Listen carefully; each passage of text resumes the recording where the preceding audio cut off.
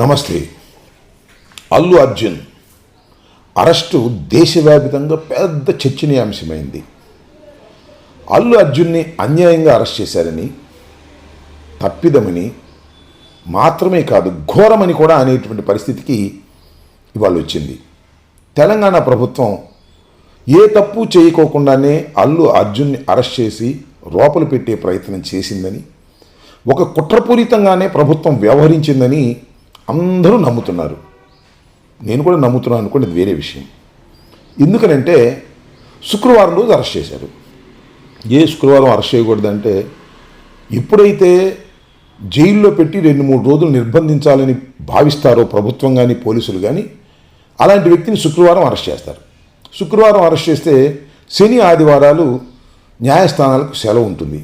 కాబట్టి ఉన్నత న్యాయస్థానాలకు వెళ్ళి బెయిల్ తీసుకునే అవకాశం ఉండదు. కాబట్టి ఖచ్చితంగా శని ఆదివారాలు జైలు లోపలే ఉండవలసినటువంటి పరిస్థితి ఏర్పడుతుంది. అందువలన కక్షగట్టిన వారిని అరెస్ట్ చేసేటప్పుడు శుక్రవారాన్ని ఎన్నుకుంటారు. ఈ క్రమంలోనే బన్నీని అరెస్ట్ చేయడానికి శుక్రవారం ఎన్నుకున్నారు. అన్నీ చకచకా జరిగిపోయాయి. శుక్రవారం ఉదయం అరెస్ట్ చేశారు, హాస్పిటల్కి తీసుకెళ్లారు, సర్టిఫికేట్ తీసుకున్నారు, కోర్టుకు తీసుకువెళ్ళారు, కోర్టులో ప్రొడ్యూస్ చేశారు, కోర్టులో రిమాండ్ ఇచ్చారు, తీసుకువెళ్ళి చెంచల్గూడ జైల్లో నిర్బంధించే కార్యక్రమం చేశారు.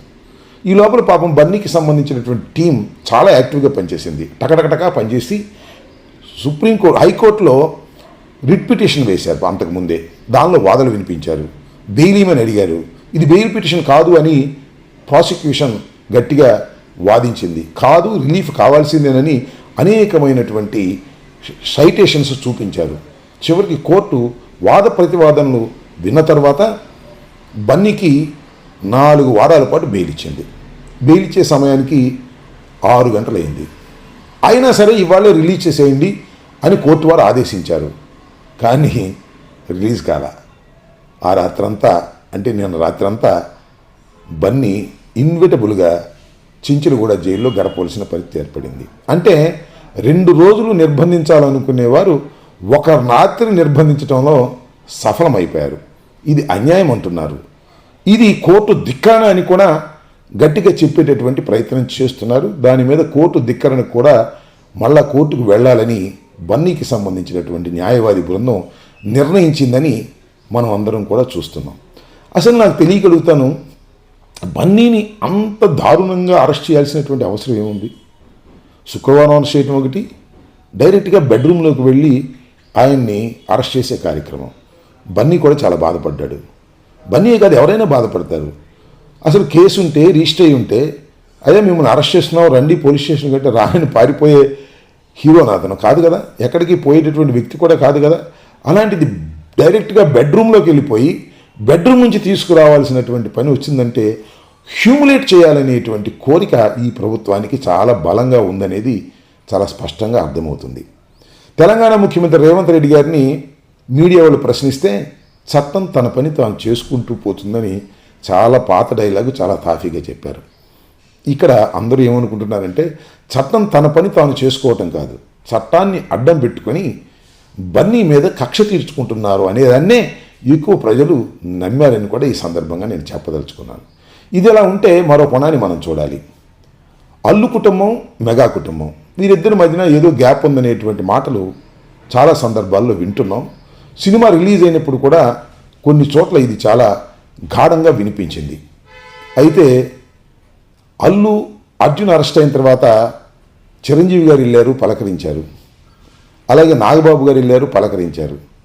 కానీ బహిరంగంగా ఇది తప్పు అనే మాట మాత్రం ఎక్కడ మీడియా ముందు అనలేదు, కాముగా ఊరుకున్నారు.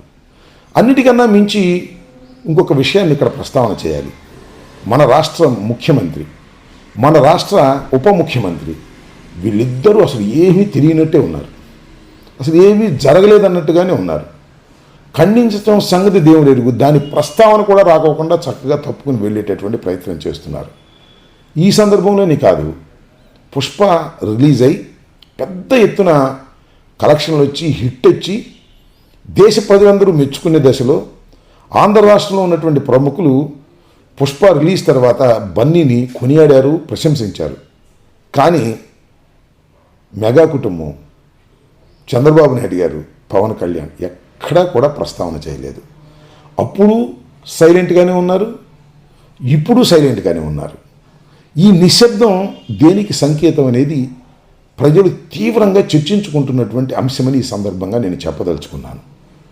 తోటి హీరో, బంధుత్వాలు పక్కన పెట్టండి, తోటి హీరోకి అన్యాయం జరిగినప్పుడు, తోటి హీరోని అన్యాయంగా అరెస్ట్ చేసి లోపల పెట్టినప్పుడు మరొక హీరో, ఉప ముఖ్యమంత్రిగా ఉన్న హీరో మౌనంగా ఉండటం అనేది న్యాయమవుతుందా, ధర్మమవుతుందా?